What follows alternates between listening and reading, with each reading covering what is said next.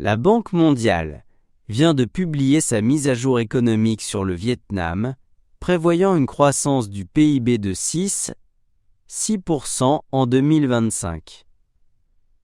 Avec une économie orientée vers les exportations, le pays reste confronté au ralentissement de la demande mondiale et aux incertitudes commerciales, mais la croissance devrait progressivement retrouver son rythme dans les derniers mois de l'année.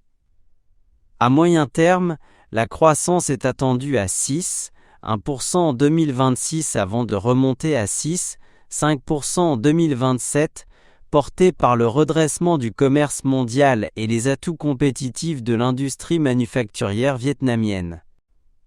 La conjoncture mondiale reste pleine de défis et continuera d'affecter la croissance.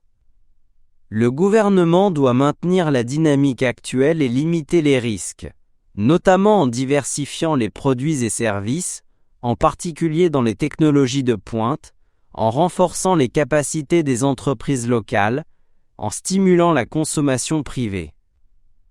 En outre, des investissements publics efficaces permettront à la fois de résoudre les problèmes d'infrastructure et de créer davantage d'emplois.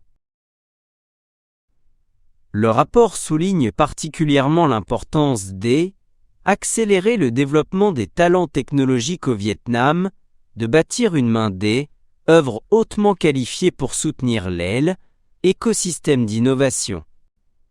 L'enseignement supérieur reste pris dans un cercle vicieux.